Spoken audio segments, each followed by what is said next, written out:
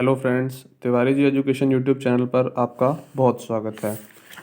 तो फ्रेंड्स, आज मैं आपके लिए लेके आया हूँ सम बेसिक्स ऑफ ज्योग्राफी। तो इसी टाइप से मैं थोड़ा थोड़ा कंटेंट डेली लेके आऊँगा। आई होप आपको पसंद आएगा। तो चलिए शुरू करते हैं।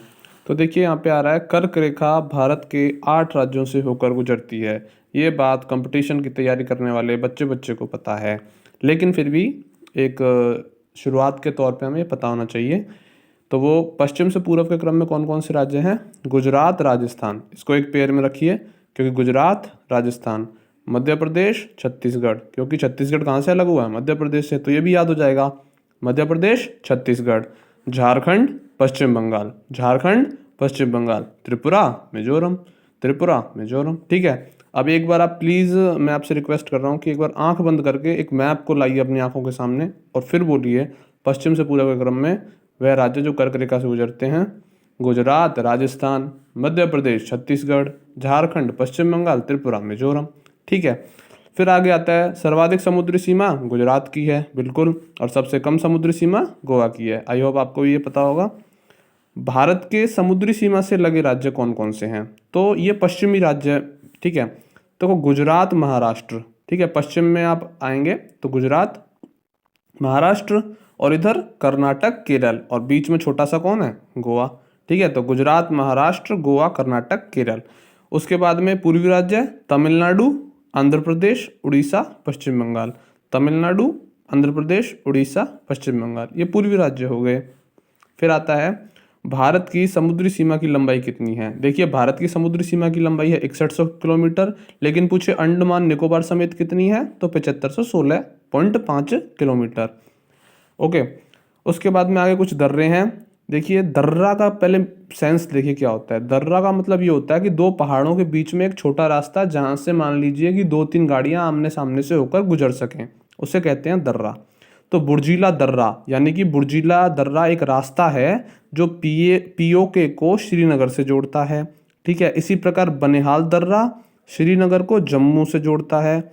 अगर पूछे कि बनिहाल दर्रा ही श्रीनगर को दिल्ली से भी जोड़ता है, यहाँ पे एक समझिए कंसेप्ट कि केवल एक बनिहाल दर्रा वह रास्ता है जो श्रीनगर को जम्मू से भी जोड़ेगा, जो श्रीनगर को दिल्ली से भी जोड़ेगा, जो श्रीनगर को भोपाल से भी जोड़ेगा। इसी प्रकार मतलब एक कॉमन रास्ता है बनिहाल दर्रा।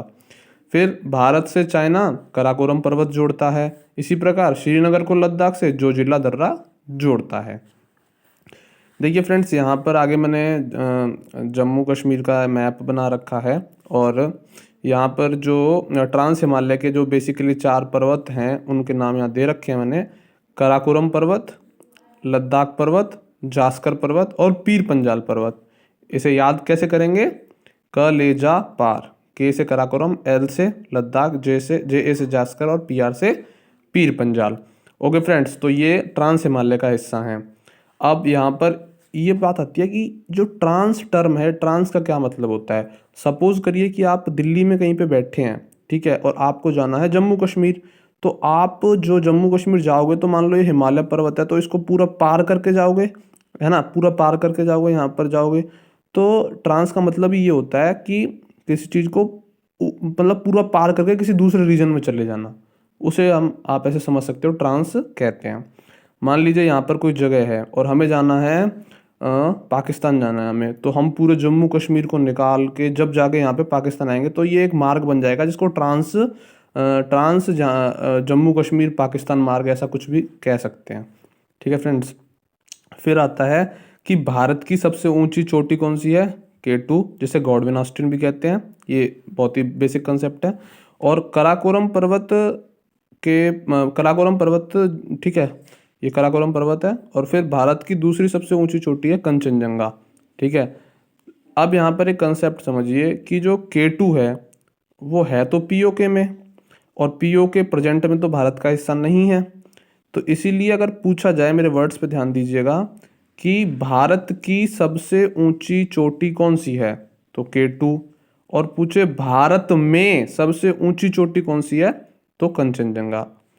तो यहाँ पे वर्ड्स का बहुत ध्यान रखा जाता है, ठीक है ना, क्योंकि K2 जो है वो कहाँ है फिलहाल में, वो है अभी पीओके में, और जो कंचनजंगा है वो इंडिया में ही है। तो अगर ऐसे भी पूछे कि भारत की सबसे ऊंची चोटी, तो K2, और भारत में सबसे ऊंची चोटी तो वो हो जाएगा कंचनजंगा। ओके फ्रेंड्स, और आई होप कि अगर आपको ये वीडियो अच्छी लगी हो तो प्लीज़ इसे शेयर करें, सब्सक्राइब करें और मुझे सपोर्ट करें और मोटिवेट करें कि आगे मैं और अच्छा अच्छा कंटेंट ला सकूं। और इससे एक फ़ायदा मुझे भी हो रहा है कि मैं भी कंपटीशन एग्ज़ाम्स की तैयारी कर रहा हूं, तो मेरा भी रिवीजन चल रहा है, और कुछ हेल्प अगर आपकी हो रही है तो इससे बढ़िया तो और कोई बात ही नहीं हो सकती। ओके फ्रेंड्स, जय हिंद, जय भारत।